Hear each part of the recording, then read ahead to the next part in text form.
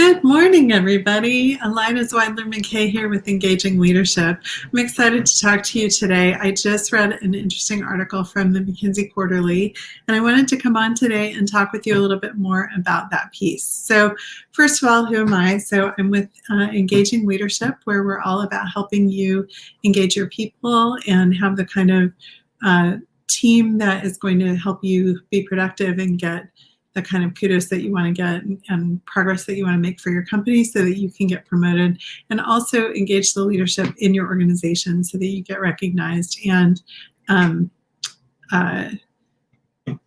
have those kinds of opportunities come up and be available to you. So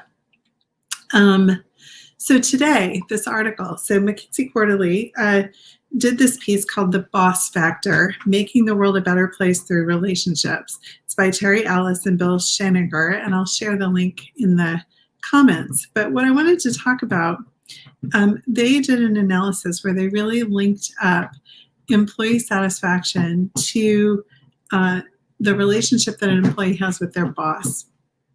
And what they found, not surprisingly, from looking at a variety of different studies and a variety of different pieces that have been written, is that managers play a really crucial role in employee workplace happiness. No surprise there, right? Of course that's the case. And they boil it down to sort of two factors: that what people need from their boss is really good work organization. So providing the context, the guidance, and the tools and the direction that people need to get their work done, along with the autonomy to really be able to make it their own. And then the other thing that people need is psychological safety, which they describe as, and I'm quoting here, an absence of interpersonal fear as a driver of employee behavior.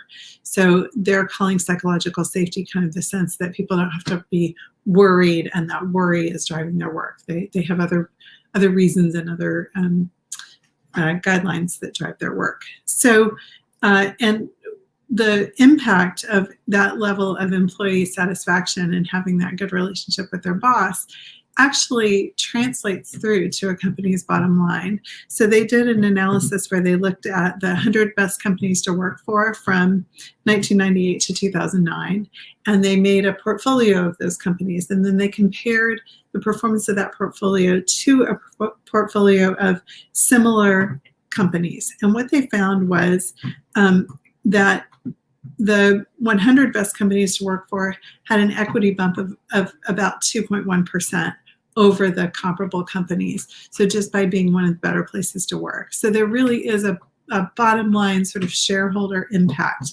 on having the kind of working relationships that promote people having that sense of psychological safety, and also being clear about what they're accomplishing and having a good boss who's sort of guiding them along. They also found that employee satisfaction correlates to customer satisfaction, to lower employee turnover, of course, to profitability, and to employee productivity. So probably no surprises there for you. I certainly was not surprised. We know these are the things that matter. We know that good leadership really matters. But what was interesting to me is that the piece that the conclusion that they came to is that one of the challenges is that what makes a good manager isn't necessarily correlated to what gets people promoted. So if you think about, what it takes to get promoted is to have really strong technical skills. So to be really good in whatever technical field that you're in and be able to crank that work out and do a great job at that work. But you also have to have like a really strong personal drive. You have to have self-confidence. You have to have that sense of personal power and some toughness to kind of go after what you want. So in other words, getting promoted, what gets rewarded in who people are promoting mostly are those sort of person-oriented or self-oriented traits: the self-confidence, the drive, the power, the toughness.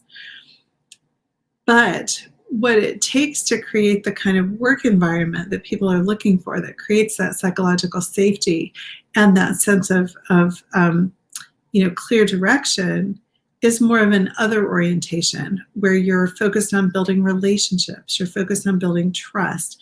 There's a lot of transparency, there's encouragement and good communication and empathy.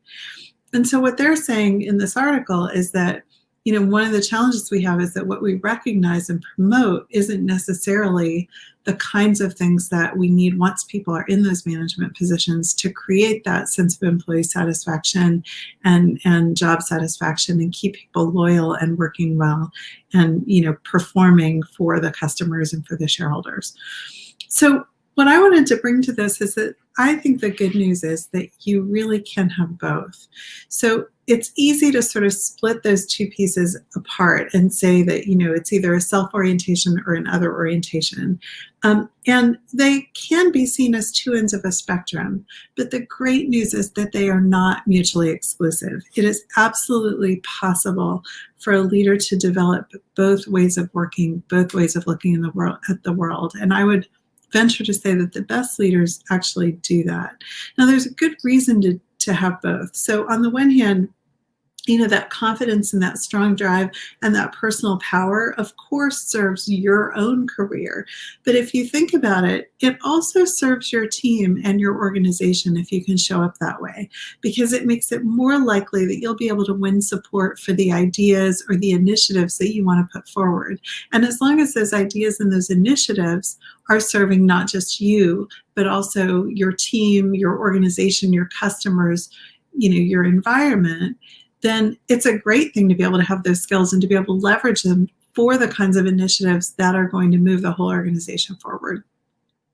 On the other hand, the kind of collaborative, trust-building, transparency of the other view not only serves the team, but it also opens you up to personal growth, because the more you become aware of and in touch with how other people are experiencing things, how other people see the world, the more you open yourself up to personal growth. And that makes you a better decision maker. It ultimately contributes to your creativity and your innovation because you expand your view of whatever the world situation is that you're in.